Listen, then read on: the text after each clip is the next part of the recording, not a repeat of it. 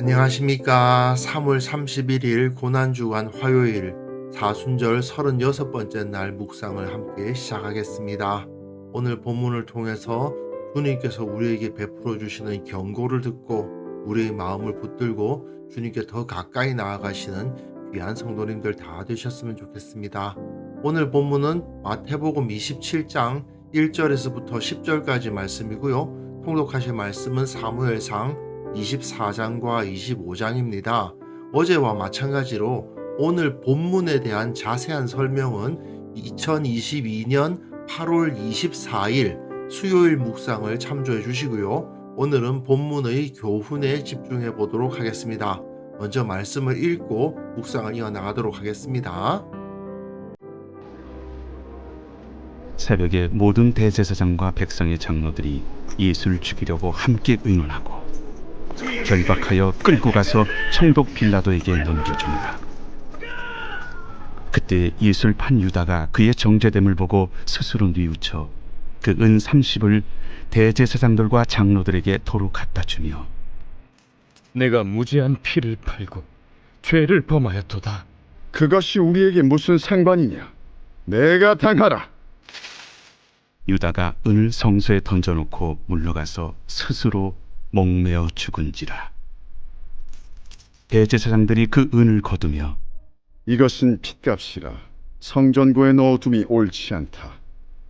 의논한 후 이것으로 토기장에 밭을 사서 나그네의 묘지를 삼았으니 그러므로 오늘날까지 그 밭을 피밭이라 일컫느니라. 이에 선지자 예레미야를 통하여 하신 말씀이 이루어졌나니 그들이 그 가격 매겨진 자, 곧 이스라엘 자손 중에서 가격 매긴 자의 가격, 곧 은 30을 가지고 토기장의 밭값으로 주었으니 이는 주께서 내게 명하신 바와 같으니라. 오늘 본문에서는 예수님을 십자가에 달리게 했던 예수님의 대적들이 나타나죠. 대제사장, 장로들, 가룟 유다인데요. 이들은 모두 공통점을 가지고 있습니다. 바로 예수님을 넘겨줬다는 거예요. 예수님을 만나기는 먼저 만났어요. 근데 먼저 만났지만은 예수님을 영접하지는 않고 가룟 유다는 대제사장에게 넘겼고, 그리고 대제사장은 다시 빌라도에게 예수님을 넘겼죠. 예수님을 받아들이지를 않습니다. 그런데 이들, 빌라도는 아닙니다만은 가룟 유다와 대제사장은 겉은 경건해 보이는 종교인이죠. 대제사장, 그 당시에 얼마나 대단해 보였겠습니까? 우리식으로 말하면 교황 정도 되잖아요. 그런 사람이니까 너무나도 경건해 보이고 너무나도 거룩해 보이는 사람들인데, 하지만 실제로는 그 속은 우상 숭배나 다름없는 거짓된 종교 행위를 하는 자들이었다 하는 것이 오늘 본문에서 나타나고 있습니다. 이들은 구원을 받을 수 있을 만한 자들이 아니었다는 거죠. 이들을 통해서 우리가 배울 수 있는 게 뭐냐 하면, 첫째로 종교적인 금기를 지키는 것이 신앙이 아니라는 사실입니다. 그리스도인들은 이런 건 하면 안 되고 이런 건 해도 되고 하는 거 있잖아요. 그런 것들을 지키는 것이 곧 신앙이라고 생각해서는 안 되는 거죠. 우리는 여기서 왜 대제사장을 비롯한 공의 회원들이 예수님을 처형할 때에 유대인의 방식으로 돌로 쳐서 죽이지 않았는가? 여기에 관심을 가져야 될 필요가 있습니다. 빌라도에게 넘겨가지고 로마의 방식으로 십자가 처형을 당하게 했잖아요. 왜 그렇게 했을까요? 유월절이었기 때문에 그래요. 돌로 쳐서 사람을 죽이게 되면 어떻게 되느냐면 그 사람을 죽인 사람이 부정하게 됩니다. 시체와 접하는 사람은 부정한 거 아니에요. 그런데 거룩한 유월절 절기에 돌로 사람을 쳐서 죽인 부정한 사람이 거기에 참여할 수가 없죠. 더군다나 대제사장과 공의 회원이 부정해져 가지고 유월절 예식에 참여하지 못하게 된다? 이건 있을 수 없는 일이죠. 그러니까 이 사람들은 자기들의 손으로 사형 집행을 할 수가 없는 겁니다. 자기가 직접 피를 묻히면 유월절 예식에 참여할 수 없는 부정타게 되니까요. 그러니까 어떻게 하느냐? 이방인이었던 유대교를 믿지 않았던 빌라도에게 살인 청부를 한 셈입니다. 그래서 자기들은 깨끗하게 유지가 되는 거죠. 하지만 이거 굉장히 어처구니 없지 않습니까? 우리가 보기에는 이 대제사장과 장로들은 전혀 깨끗하지 않습니다. 유월절은 하나님께서 애굽으로부터 이스라엘을 구원하신 그 구원의 은혜를 묵상해야 될 날인데, 이스라엘 백성이 구원받았음을 기뻐하며 묵상하는 그날에 아무런 죄가 없는 사람을 죽이는 결정을 해놓고 자기네들은 유월절 예식에 참여해야 되니까 우리가 직접 죽일 수는 없다. 그러니까 저 이방인더러 죽여달라고 하자. 이런 어처구니 없는 일을 행하면서도 자기들은 거룩하다고, 하나님의 백성이라고, 정결하다고 그렇게 생각하고 있는 거 아닙니까? 이게 참 신앙일 수가 없는 것이죠.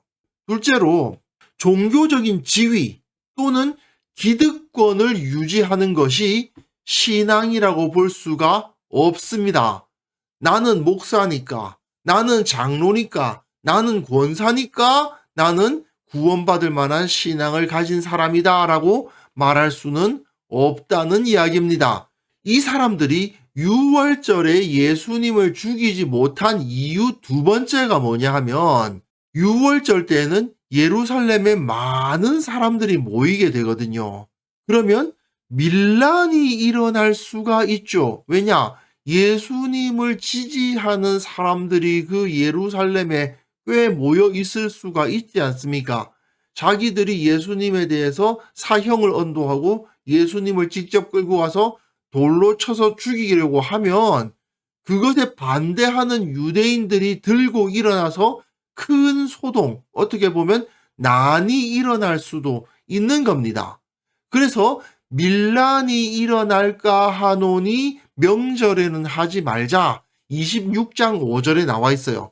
밀란 때문에 유월절 때는 예수님을 죽이는 걸 하지 말자고 미뤘었습니다. 그런데 하필 예수님이 체포되어 왔는데 유월절 새벽에 체포되어 온 거예요. 자, 그러면 예수님을 죽이되 유월절이 끝나면 죽이자. 그러기가 어렵죠. 사형을 지금 당장 집행하지 않고 미루게 되면 예수님의 지지자들이 결집할 기회를 준다고 생각할 수 있잖아요.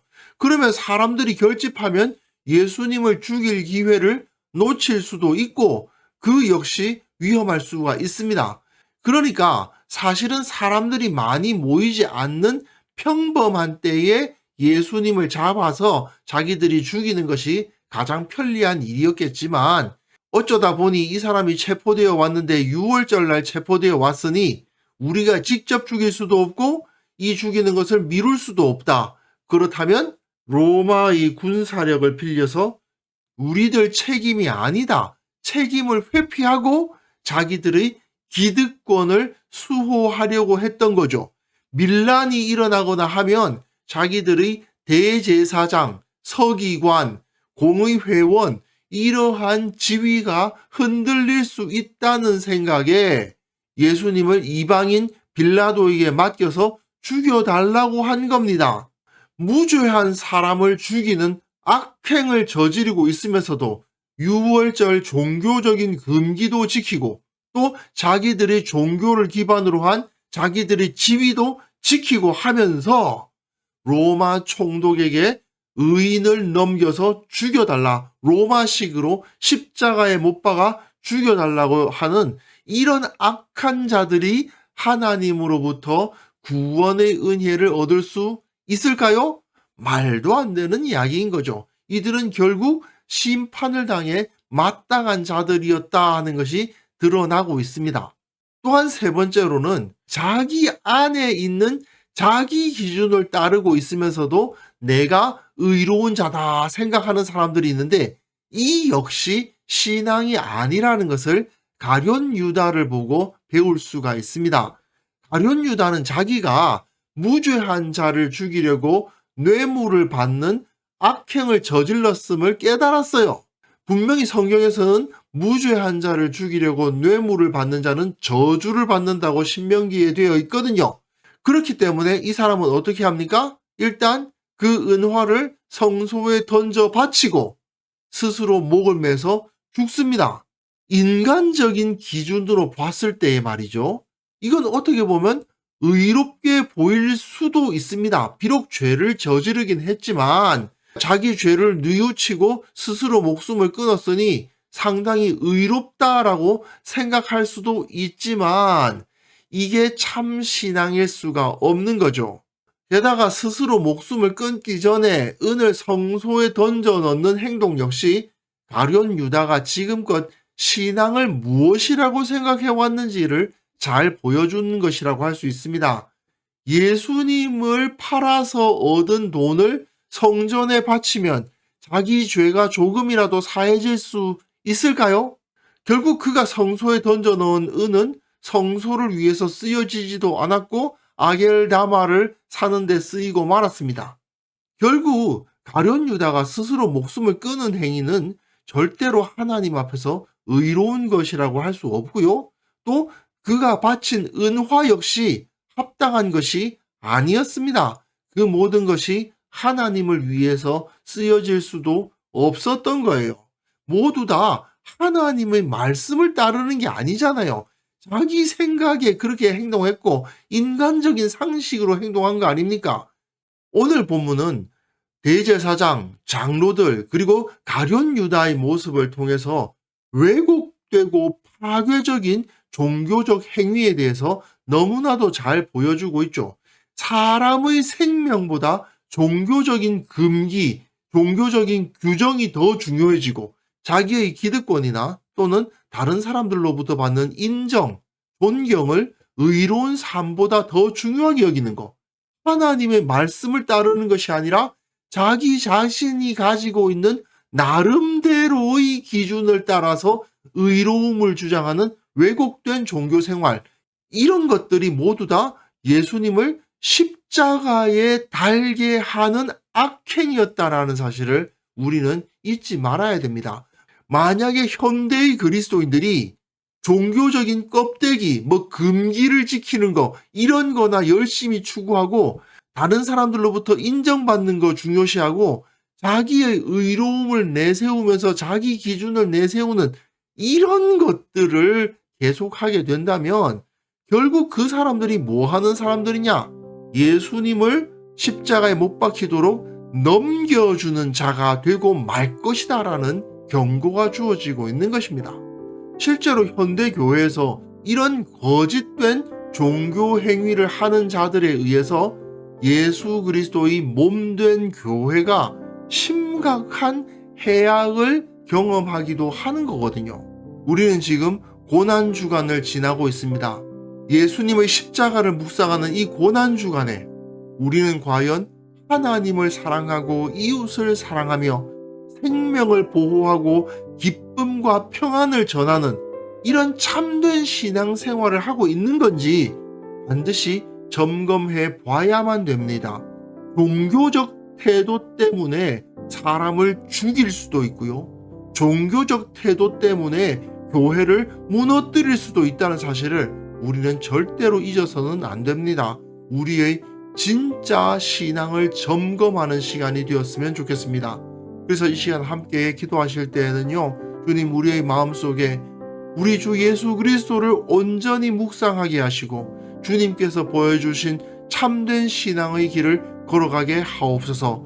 결코 이 세상의 악한 영향력에 의해서 종교적인 태도로 주님 앞에 나아가는 어리석은 자가 되지 않게 하여 주옵소서. 함께 기도하는 시간 가졌습니다.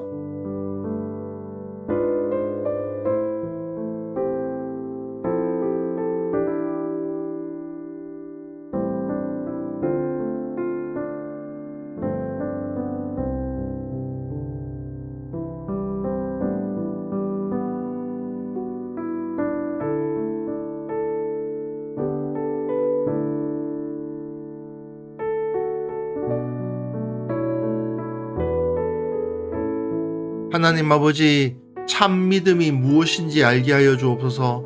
거짓된 종교 행위를 통해서 껍데기만 남아있는 종교적 의식에 의해서 우리의 신앙생활이 흐려지거나 무너지지 않도록 주님께서 지키시고 지혜를 허락하여 주시기를 원하옵고 바라옵나이다. 예수님을 십자가에 넘겨준 악한 자들의 태도가 우리의 삶 가운데 조금이라도 남아있지 않도록 이 고난주간을 보내며 우리 자신을 점검하고 진실된 마음으로 생명을 살리고 사랑하는 마음으로 주님께서 맡기신 그 사명을 감당하는 우리 모두가 되겠다는 그 결단으로 우리가 충만케 되기를 원하오니 주여 우리 가운데에서 역사하여 주옵소서. 아버지, 우리 교회는 종교적인 껍데기를 중시하는 그러한 공동체가 되지 않도록 도와주시고 진정 살아있는 주님의 복음의 능력만이 충만한 교회가 되게 해주시며 이 한국 교회가 참으로 거짓된 것을 온전히 떼어내어버리고 끝까지 우리를 사랑하셨던 그 주님을 바라보는 살아있는 공동체로 거듭나는 고난주간이 되게 하여 주옵소서. 아버지 하나님, 특별히 전쟁의 소식이 끊어지지 않고 있는 안타까운 현실을 보고 있습니다. 주님께서 불쌍히 여겨주시고 의미 없이 생명을 잃는 자들이 없게 하시며 참된 평화, 참된 사랑이 무엇인지 온 세계가 알게 되는 그런 역사를 또한 일으켜 주옵소서. 우리가 함께 기도하고 함께 부르짖을 때에 주님께서 응답하실 것을 믿사오니 주님 주께서 직접 역사하여 주시기를 원하옵고 바랍니다. 오늘 하루 우리의 삶을 지켜주시고 주님께서 그 십자가의 길을 걸어가셨던 것을 기억하며 나도 그 뒤를 따르겠노라 결단하며 즐거운 마음으로 내게 주어진 내 십자가를 지고 걸어가는 그리스도의 제자로서 오늘 하루 살아갈 수 있도록 주님 우리에게 주님의 능력을 허락하여 주옵소서. 오늘도 우리와 함께 하실 주님을 찬양하옵고 예수님의 이름으로 기도합니다. 아멘.